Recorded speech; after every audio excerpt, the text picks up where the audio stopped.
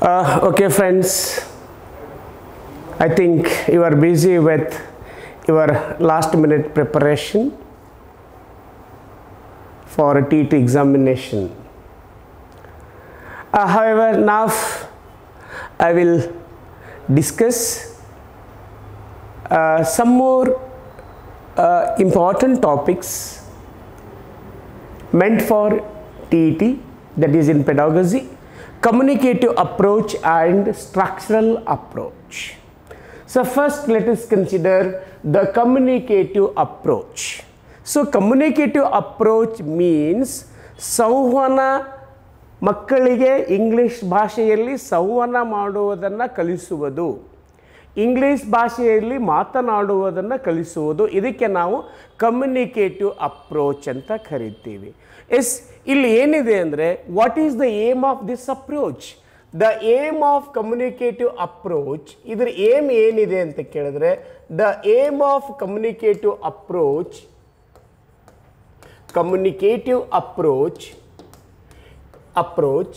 is to develop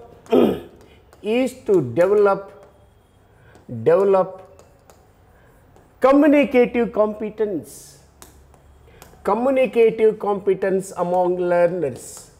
Communicative competence among learners.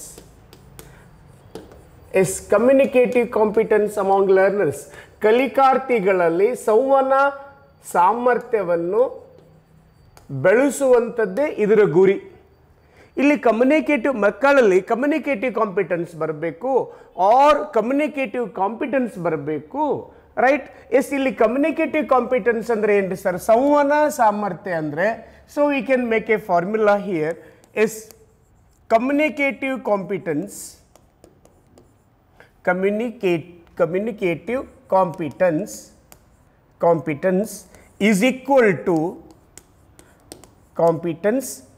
competence is equal to learners linguistic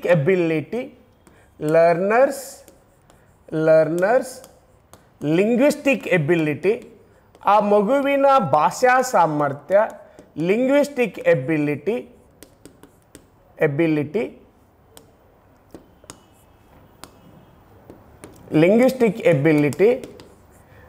plus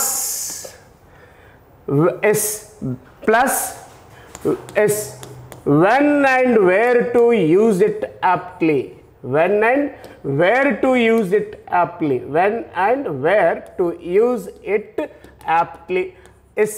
ಇಲ್ಲಿ communicative competence ಏನನ್ನು ಒಳಗೊಂಡಿರ್ತದೆ ಅಂತಂದರೆ, ಮಗುವಿನ ಅಥವಾ ಕಲಿಕರ್ತಿಯ ಭಾಷಾ ಸಾಮರ್ಥ್ಯ, ಆಮೇಲೆ when and where to use it aptly, ಅದನ್ನು ಯಾವಾಗ ಬಳಸುವುದು, ಯಾವಾಗ, ಎಲ್ಲಿ, ಆ್ಯಪ್ಟ್ಲಿ ಅಂದರೆ ಸೂಕ್ತವಾಗಿ. ಇಲ್ಲಿ learners linguistic ability in the sense ಏನು ಅರ್ಥ ಕೊಡ್ತದೆ? ಲರ್ನರ್ಸ್ ಲಿಂಗ್ವಿಸ್ಟಿಕ್ ಎಬಿಲಿಟಿ ಅಂದರೆ ಇಲ್ಲಿ ಏನಿರುತ್ತೆ ಅಂತ ಕೇಳಿದ್ರೆ, learners knowledge of grammar or language rules plus vocabulary. ಆ ಮಗುವಿನಲ್ಲಿ ಏನು ಡೆವಲಪ್ಮೆಂಟ್ ಮಾಡಬೇಕು? Knowledge of grammar plus knowledge of vocabulary ಇರಬೇಕು.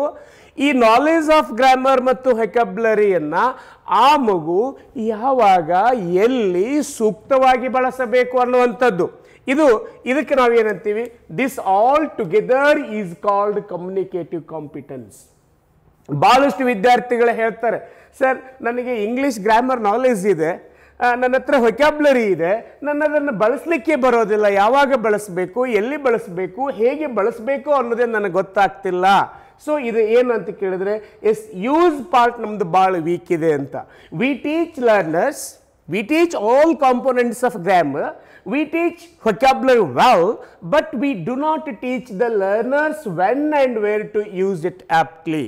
ಸೊ ಇದನ್ನೆಲ್ಲ ಸೇರಿದಾಗ ಮಾತ್ರ ಮಗುವಿನ ಭಾಷಾ ಸಾಮರ್ಥ್ಯ ಮತ್ತು ಆ ಭಾಷಾ ಸಾಮರ್ಥ್ಯವನ್ನು ಯಾವಾಗ, ಎಲ್ಲಿ, ಹೇಗೆ ಸೂಕ್ತವಾಗಿ ಬಳಸಬೇಕು ಅನ್ನೋದನ್ನು ಇವೆರಡೂ ಸೇರಿಸಿದಾಗ ಅದು ಸಂವಹನ ಸಾಮರ್ಥ್ಯ ಆಗುತ್ತೆ, ಅದು ಕಮ್ಯುನಿಕೇಟಿವ್ ಕಾಂಪಿಟೆನ್ಸ್ ಇರುತ್ತೆ.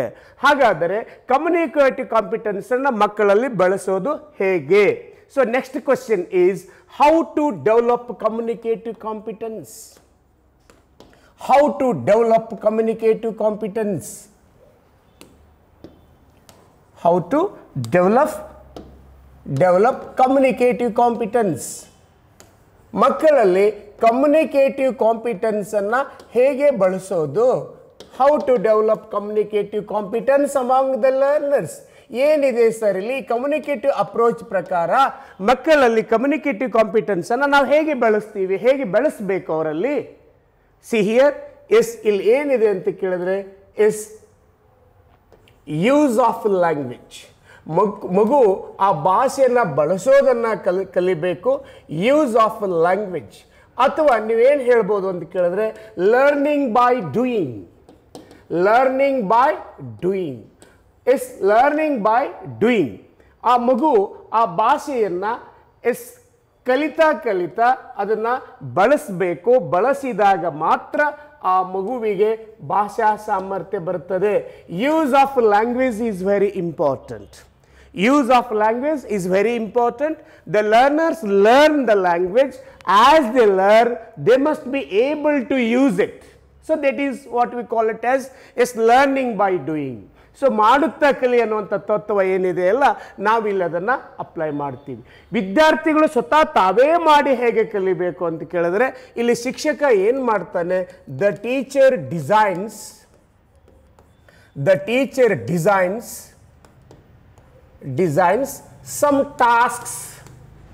some tasks and throws the tasks. The teacher designs some tasks and throws those tasks in the classroom. ಇಲ್ಲಿ ವಿದ್ಯಾರ್ಥಿ ಆ ಟಾಸ್ಕ್ಗಳನ್ನು ಮಾಡಬೇಕು. ಥ್ರೋ ಅಂದರೆ ಎಸೆಯೋದಲ್ಲ. ಇಲ್ಲಿ ಶಿಕ್ಷಕ ಟಾಸ್ಕ್ಗಳನ್ನು ರಚನೆ ಮಾಡ್ತಾನೆ. ಆ ಟಾಸ್ಕ್ಗಳನ್ನು ಫಾರ್ಮ್ ಮಾಡಿ ಅದು ವಿದ್ಯಾರ್ಥಿಗಳಲ್ಲಿ ಕೊಡ್ತಾನೆ. ಅಂದರೆ ಆ ವಿದ್ಯಾರ್ಥಿಗಳು they must do the task on their own. They must do the task on their own and they have to learn. Right? ಇಲ್ಲಿ ಟಾಸ್ಕ್ ಅಂದ್ರೆ ಏನು? What is the meaning of task here? Task means is a classroom activity. It is a classroom activity designed with purpose.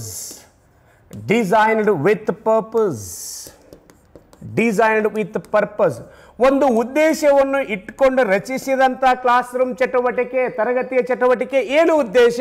To develop communicative competence. So ಈ ಶಿಕ್ಷಕ ಟಾಸ್ಕ್ಗಳನ್ನು ರಚನೆ ಮಾಡ್ತಾನೆ. ಆ ಟಾಸ್ಕ್ಗಳ ವಿದ್ಯಾರ್ಥಿಗಳಿಗೆ ಮಾಡಲಿಕ್ಕೆ ಹೇಳ್ತಾನೆ. ಆ ವಿದ್ಯಾರ್ಥಿಗಳು they will do on their own. Right? ಆಮೇಲೆ ಹಾಗಾದರೆ ಇಲ್ಲಿ ರೋಲ್ ಆಫ್ ಟೀಚರ್ ಏನು? Role of teacher is to design the task. The teacher has to design the task. ಆ ತರಗತಿ ಚಟುವಟಿಕೆಗಳನ್ನು ಡಿಸೈನ್ ಮಾಡಬೇಕು. ಆಮೇಲೆ ವಿದ್ಯಾರ್ಥಿಗಳಿಗೆ ಅದು ನೀಡಬೇಕು. ವಿದ್ಯಾರ್ಥಿಗಳು ಸ್ವತಃ ಅವರೇ ಅದನ್ನು ಮಾಡಬೇಕು. ಹಾಗಾದರೆ what is the role of teacher here? The teacher is just A facilitator. The teacher is a facilitator. ಆತ ಏನು ಮಾಡ್ತಾರೆ ಅಂತ ಕೇಳಿದ್ರೆ ಫೆಸಿಲಿಟೇಟರ್. ತರಗತಿಯ ಕಲಿಕೆಯನ್ನು ಫೆಸಿಲಿಟೇಟ್ ಮಾಡ್ತಾರೆ. ನಾವು the role of teacher is not a teacher. The role of teacher is a facilitator. He has to facilitate learning activities. The teacher need not teach their. Right? He has to facilitate. He has to manage. He has to supervise. He has to guide the learners. It doesn't mean that all these things are to be taught by the teacher himself. Here the teacher designs the tasks and throws the task and the learners do on their own.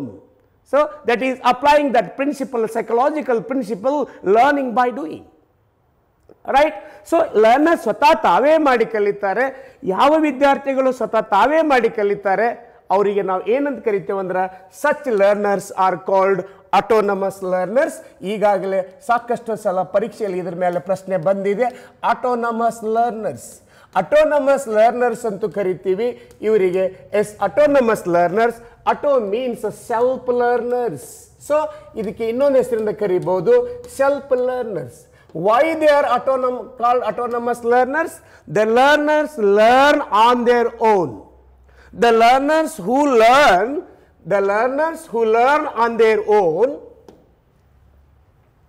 the learners who learn on their own,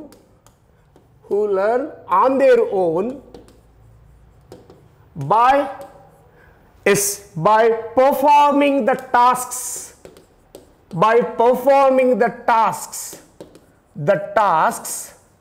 is, see, the learners who learn on their own by performing the tasks given by the teacher, such learners are called autonomous learners, ಸ್ವಯಂ ಕಲಿಕಾರ್ಥಿಗಳು ಅಂತ ಕರಿತೀವಿ ನಾವು. autonomous learners, right. ಆಮೇಲೆ ಈ autonomous learners ಏನ್ ಮಾಡ್ತಾರೆ?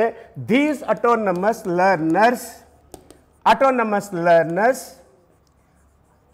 learners exploit or use authentic materials. See, already we had a question on this. Authentic materials. What are the authentic materials?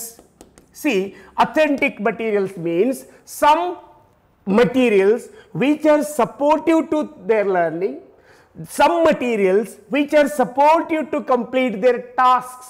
For example, is dictionaries, is newspaper extracts,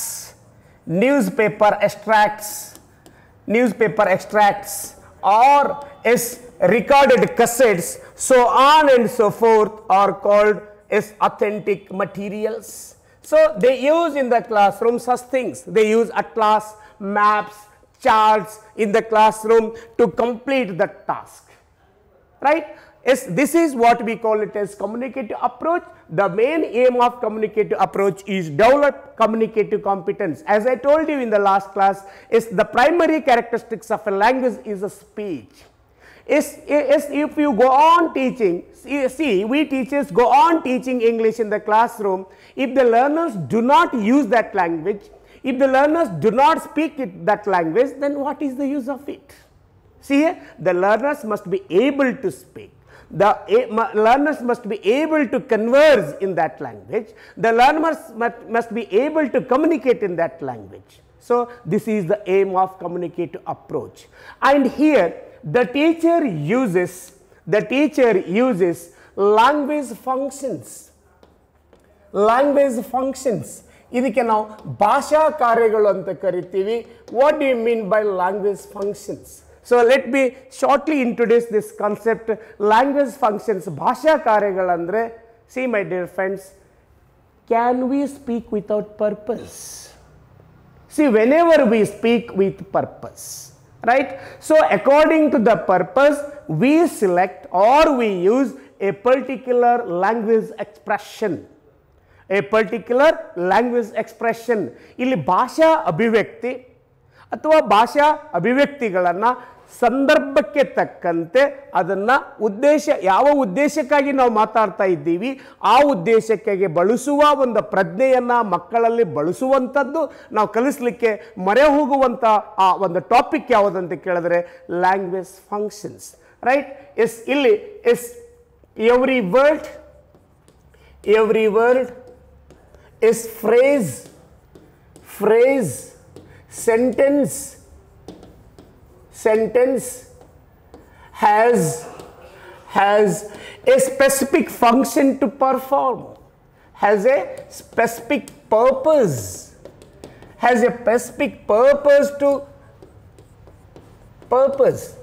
is right. ಇಲ್ಲಿ ನಾವು ಬಳಸುವಂತ ಪ್ರತಿ ಶಬ್ದ, ಪ್ರತಿ ಫ್ರೇಜು, ಸೆಂಟೆನ್ಸ್ಗೂ ಅದರದೇ ಆದಂಥ ಉದ್ದೇಶ ಇರ್ತದೆ. ಸೊ ಆ ಉದ್ದೇಶಗಳನ್ನು ಮಕ್ಕಳಿಗೆ ಕಲಿಸ್ಕೊಡೋದು. ಈಗ ಫಾರ್ ಎಕ್ಸಾಂಪಲ್ ಲ್ಯಾಂಗ್ವೇಜ್ ಎಕ್ಸ್ಪ್ರೆಷನ್ ಅಂತ ಕರಿತೀವಿ, ಭಾಷಾ ಅಭಿವ್ಯಕ್ತಿ, ಲ್ಯಾಂಗ್ವೇಜ್ ಎಕ್ಸ್ಪ್ರೆಷನ್, ಆಮೇಲೆ ಫಂಕ್ಷನ್. ಒಂದು ಭಾಷಾ ಅಭಿವ್ಯಕ್ತಿ ಮತ್ತು ಅದರ ಕಾರ್ಯ. ಫಾರ್ ಎಕ್ಸಾಂಪಲ್ ನೀವು ಕ್ಲಾಸ್ ರೂಮ್ನಲ್ಲಿ ಹೋದ ತಕ್ಷಣ ಗುಡ್ ಮಾರ್ನಿಂಗ್ ಅಂತ ಹೇಳ್ತೀರಿ. So what is the function of this good morning? What is the function of this good evening or good afternoon? What is the function of good afternoon? What is the function of good evening? ಯಾಕೆ ಬಳಸ್ತೀರಿ ಇದನ್ನ? Good evening, so on and so forth. What is the function? Why the learners have to use, why the learners have to utter these expressions? Good morning, sir. Good afternoon, sir. Good evening, sir. What is the purpose? The purpose behind the use of these expression is greeting. Greeting. Easily ನೀವೇನು ಹೇಳ್ತೀರಿ? Wish ಅಂತ ಹೇಳ್ತೀರಿ. ನಾನು good morning ಅಂತ wish ಮಾಡಲಿಲ್ಲ, good afternoon. No, it is not a wish. Wish is a different. Wish ಹೆಂಗಪ್ಪ ಅಂದರೆ, ನಾಳೆ ನಿಮ್ಮ ಎಕ್ಸಾಮ್ ಇದೆ, all the best, good luck, right, God bless you, come out with a flying colours. This is a wish. But this is not at all wish. ಇದಕ್ಕೆ ನಾವು greeting ಅಂತ ಕರಿತೀವಿ. ನಾಳೆ ಎಕ್ಸಾಮ್ನಲ್ಲಿ ಇದ್ರ ಮೇಲೆ ಕೂಡ ನಿಮ್ಗೆ ಕ್ವಶನ್ ಆಗ್ಬೋದು.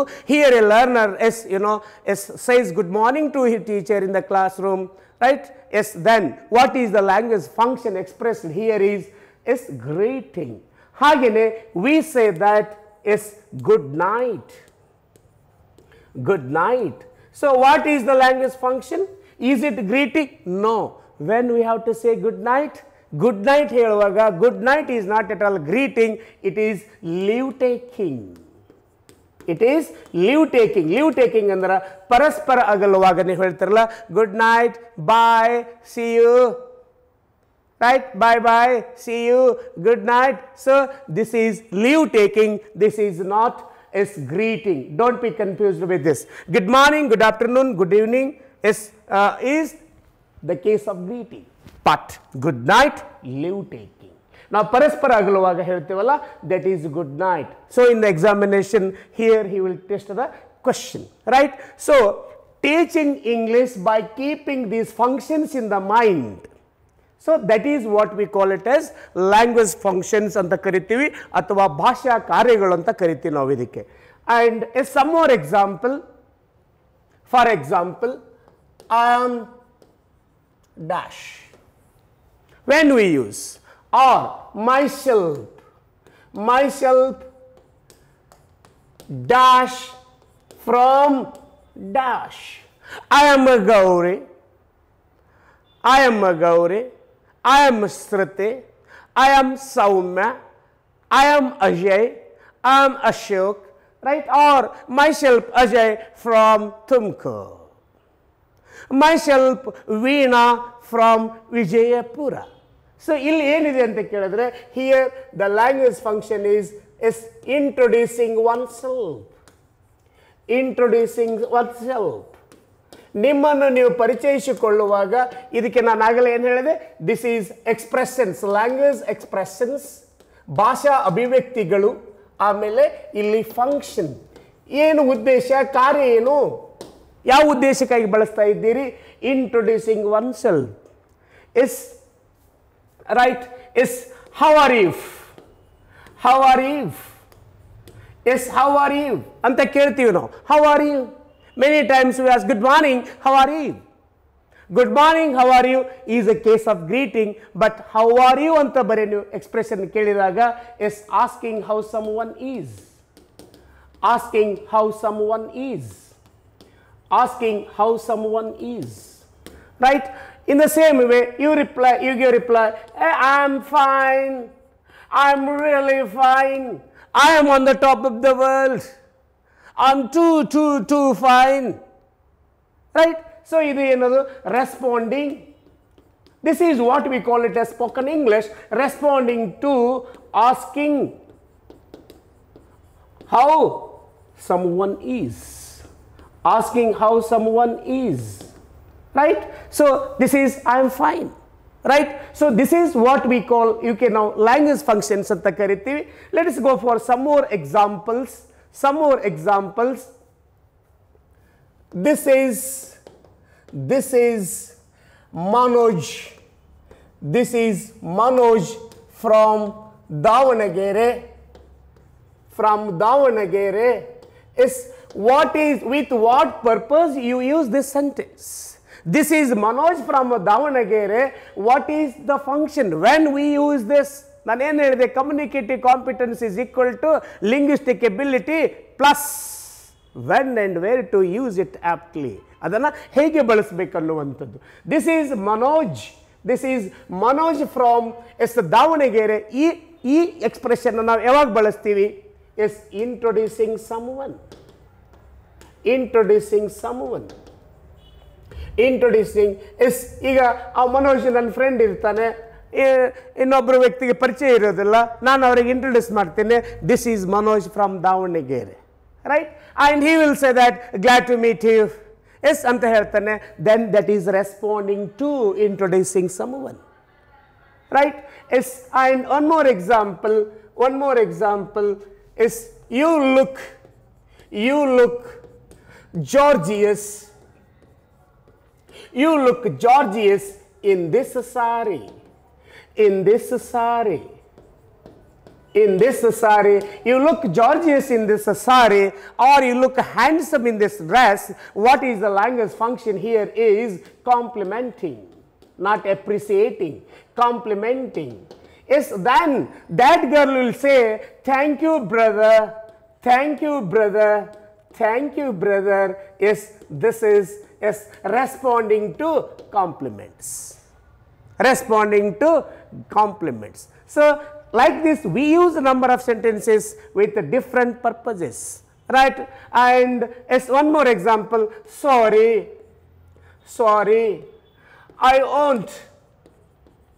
I won't agree. Yes, agree with you. Yes, right? Sorry is, is rejecting one's opinion. Rejecting one's opinion. Here, someone will say that. Yes, so Corona will do nothing. All the schools and colleges should be immediately opened. ಅಂತ ನೀನು opinion ಹೇಳ್ತೀಯ, ಅವಾಗ ಮನೋಜ್ ಹೇಳ್ತಾನೆ, sorry sir, I won't agree with you sir. Sorry sir, I am afraid sir. Sorry sir, it is not feasible sir. So this is rejecting someone's opinion, right? So like this we use a number of expressions, and many times see we'll make some inquiries, right? Sir, would you tell me the way to Vijayanagara? Would you show me the way to Vijayanagara? ಯಾವಾಗ ಕೇಳ್ತೀರಾ? Asking for direction. Asking for direction. ಆವಾಗ ನೀನು ಆ direction ಕೇಳಿದಾಗ ಅಲ್ಲಿರುವಂಥ policeman or someone tell you, will give you the direction. Go straight, right? You will get a metro station there, then go to platform number 1. From that you can catch the train. Then its next stop itself is Vijayanagara ಅಂತ direction ಕೊಡ್ತಾನೆ. ಅವಾಗ ಅವರಿಗೆ thank you sir ಅಂತ ಹೇಳ್ತಿರಲ್ಲ, ಇಲ್ಲಿ thank you ಏನಾಗುತ್ತೆ? See the phrase thank you has different connotations. Here thank you is expressing gratitude. Expressing gratitude. Gratitude ಅಂದರೆ ಕೃತಜ್ಞತೆಗಳನ್ನು ಹೇಳೋದು, ಧನ್ಯವಾದಗಳನ್ನು ಹೇಳೋದು. Expressing gratitude. So like this there are number of sentences, right? There are number of expressions we use in our day-to-day communication with purpose. That purpose is called functions. ಅವಕ್ಕೆ ನಾವು ಏನಂತ ಕರಿತೀವಿ? ಭಾಷಾ ಕಾರ್ಯಗಳು. Making inquiry. Sir, may I know the bus to Indiranagara? Making an inquiry. Making an inquiry. Sir, when do you start your regular English classes? Making an inquiry. When is the flight to Bangalore tomorrow? Making an inquiry. So like this in our day-to-day language we use a number of sentences with a particular purpose. So, a child entering the classroom, before entering the classroom the child or the pupil or the student is utter the phrase, may I come in sir? Why the child says may I come in sir? ಆ ಮಗು ಹೇಳುತ್ತೆ, ಈ phrase ಅನ್ನು express ಮಾಡುತ್ತೆ, ಈ utterance ಅನ್ನು ಹೇಳುತ್ತೆ. May I come in sir, may I come in sir, or may I come in miss ಅಂತ ಮಗು ಕೇಳ್ತದೆ, miss, right. May I come in sir or miss ಅಂತ ಕೇಳ್ತದೆ. What is the purpose? Why the child utters that sentence? Seeking permission. Seeking permission. Seeking permission. Seeking permission. See, this one expression, it is used before entering in the classroom. See, one expression which is apt in one situation may not be apt in another situation. ಆ ಮಗುವಿಗೆ ಕಲಿಸಿರ್ತೀರಾ ನೀವು, this is the language expression. ಆ ಮಗುವಿಗೆ ಪಾಠ ಮಾಡಿರ್ತೀರಾ, this is the language expression. ಈ expression ಅನ್ನು ಯಾವಾಗ ಬಳಸಬೇಕು? Before entering the class room. ಆದರೆ ಅದೇ ಮಗು ಮನೆಗೆ ಹೋಗಿ after the school, after 5 PM the child directly goes home and would you think that the child says may I come in mom? No, never. ಅಥವಾ before entering the bus station the child won't stand in the entrance gate and the child won't ask someone, may I come in sir? No. So one expression which is suitable in one context may not be suitable in another context. ಒಂದು ಸಂದರ್ಭದಲ್ಲಿ ಸೂಕ್ತವಾಗಿರುವಂತಹ ಭಾಷೆ ಅಭಿವ್ಯಕ್ತಿ ಇನ್ನೊಂದು ಸಂದರ್ಭದಲ್ಲಿ ಸೂಕ್ತ ಆಗಲಿಕ್ಕಿಲ್ಲ. Yes, as situation changes, as the context changes, our expressions, our language expressions naturally change. So teaching this to the learners, that comes under the compass of language functions, right? So in my book, that book written by me, Pedagogy of Language Development, I have given number of examples there in the book. You can refer for some more examples there. So this is all about the communicative approach. Then let us move to structural approach. Structural approach. Structural approach. Second approach that is used by a teacher in the classroom is structural approach. Before going to this structural approach, let us see structure. What is this structure? Structure means a framework. ಒಂದು ಚೌಕಟ್ಟು. ಒಂದು ಚೌಕಟ್ಟು. ಏನು ಚೌಕಟ್ಟು? ವಾಕ್ಯ ರಚನಾ ಚೌಕಟ್ಟು. ಇನ್ನೂ ಅರ್ಥ ಆಗಿಲ್ಲ ಸರ್ ನಮಗಂತ ಕೇಳಿದ್ರೆ, A framework means word order, ಶಬ್ದಗಳ ಕ್ರಮವತ್ತ ಜೋಡಣೆ. ಸರ್ ಇನ್ನೂ ಅರ್ಥ ಆಗಿಲ್ಲ ನಮಗೆ. ಸ್ಟ್ರಕ್ಚರ್ ಅಂತಂದರೆ is, arrangement of words, arrangement of words, arrangement of words in a proper sequence, in a proper sequence. ಶಬ್ದಗಳ ಕ್ರಮವತ್ತಾದ ಜೋಡಣಾ ವಿಧಾನ ಕಲಿಸುವಂಥ ಒಂದು ಪದ್ಧತಿ ಯಾವುದು ಅಂತ ಕೇಳಿದರೆ structural approach. What is the basic word order in English? That a sentence in English should begin with subject, that is called ಕರ್ತೃಪದ, and then plus verb. This is the basic. And next the expansion of this pattern is subject plus verb plus object, object or complement anta heltivi now, complement, that is end part or the last part of the sentence. So this is the word order in English. If for example, as I am, this is yes or we. I am a teacher, I am a teacher, I am a teacher, this is yes plus v plus o, right? So ಮಕ್ಕಳಿಗೆ ಇದನ್ನು ಕಲಿಸೋದು. ಆ ಮಗುವನ್ನು ಏನು ಮಾಡ್ತದೆ ಒಂದೊಂದ್ಸಲ ಅಂತ ಕೇಳಿದ್ರೆ ಅಮಾಯ್ ಅಂತದೆ, madam ಅಮಾಯ್ ಅಂತದೆ ಮಗು. ಆಮೇಲೆ ಇವ ಟೀಚರ್ ಆರ್ ಅಂತದೆ. ಅಲ್ಲಿ ಅರೇಂಜ್ಮೆಂಟ್ ಆಫ್ ವರ್ಡ್ಸ್ ಮಕ್ಕಳಿಗೆ ಬರೋದಿಲ್ಲ, ವಾಕ್ಯದ ಸ್ಟ್ರಕ್ಚರ್ ಕರೆಕ್ಟಾಗಿ ಫ್ರೇಮ್ ಮಾಡಲಿಕ್ಕೆ ಬರೋದಿಲ್ಲ. ಸೊ ಆ ಕಾರಣಕ್ಕಾಗಿ ನಾವು ಸ್ಟ್ರಕ್ಚರನ್ನು ಕಲಿಸ್ತೀವಿ. ಸೊ ಆ ವಾಕ್ಯದ ರಚನಾ ಮಾದರಿಗಳನ್ನು ಕಲಿಸುವಂಥ ಒಂದು ಅಪ್ರೋಚಿಗೆ ನಾವು structural approach. This structural approach deals with sentence structures or sentence patterns in English. In English, in general, we have 275 sentence patterns or sentence structures.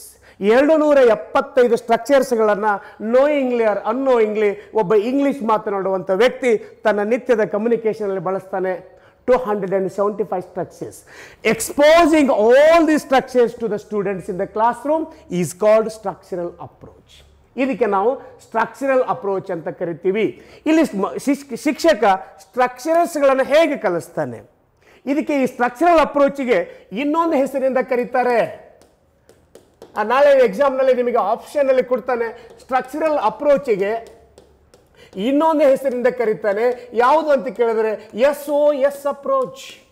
This approach is also called SOS approach. So ಇದು ನಿಮಗೆ ಅರ್ಥ ಆದರೆ ಈ structural ಅಪ್ರೋಚಿನ class room procedure ಚೆನ್ನಾಗಿ ಅರ್ಥ ಆಗುತ್ತೆ. What is structural approach ಅಂದ್ರೆ ಒಂದೇ, SOS ಅಪ್ರೋಚ್ ಅಂದ್ರೆ ಒಂದೇ. ಎಸ್ ಇಲ್ಲಿ ಫಸ್ಟ್ ಎಸ್ ಎದಕ್ಕೆ ಸ್ಟ್ಯಾಂಡ್ ಆಗ್ತದೆ ಅಂತ ಕೇಳಿದ್ರೆ structural, oral, situational approach. Structural, oral, situational approach. ಈ ಸ್ಟ್ರಕ್ಚರಲ್ ಅಪ್ರೋಚಿನ ಕ್ಲಾಸ್ ರೂಮ್ ಪ್ರೊಸೀಜರ್ ತರಗತಿಯಲ್ಲಿ ಯಾವ ರೀತಿಯಾಗಿ ಇಂಪ್ಲಿಮೆಂಟ್ ಮಾಡಬೇಕು ಅನ್ನೋದನ್ನು ಇದು ಹೇಳುತ್ತೆ. ಇಲ್ಲಿ ನಾನು ಏನು ಹೇಳಿದ್ದೀನಿ, ಸ್ಟ್ರಕ್ಚರಲ್ ಅಂದರೆ it refers to structures or sentence patterns.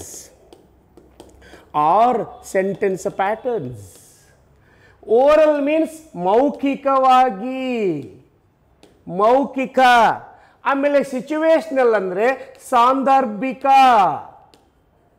ಬಹುತೇಕ ಇಲ್ಲಿ ಪ್ರೊಸೀಜರ್ ಅರ್ಥ ಆಯ್ತು ಅಂತ ಅನಿಸುತ್ತೆ. ಶಿಕ್ಷಕ ಒಂದು ಸ್ಟ್ರಕ್ಚರ್ ಅನ್ನು ತಗೊಳ್ತಾನೆ, ಅದನ್ನು ಮೌಖಿಕವಾಗಿ ಕ್ಲಾಸ್ನಲ್ಲಿ ಬಳಸ್ತಾನೆ. ಹೇಗೆ ಅಂದರೆ ಒಂದು ಸಿಚುವೇಶನ್ ಅನ್ನು ಕ್ರಿಯೇಟ್ ಮಾಡ್ತಾನೆ, or he creates a context. See my dear friends, once again be attentive.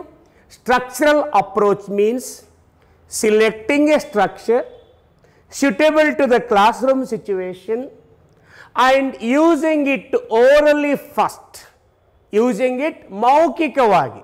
ಇಲ್ಲಿ ಶಿಕ್ಷಕ ಬೋರ್ಡ್ ಮೇಲೆ ಒಂದು ಸ್ಟ್ರಕ್ಚರ್ ಅನ್ನು ಬರೀತಾನೆ, he creates a situation.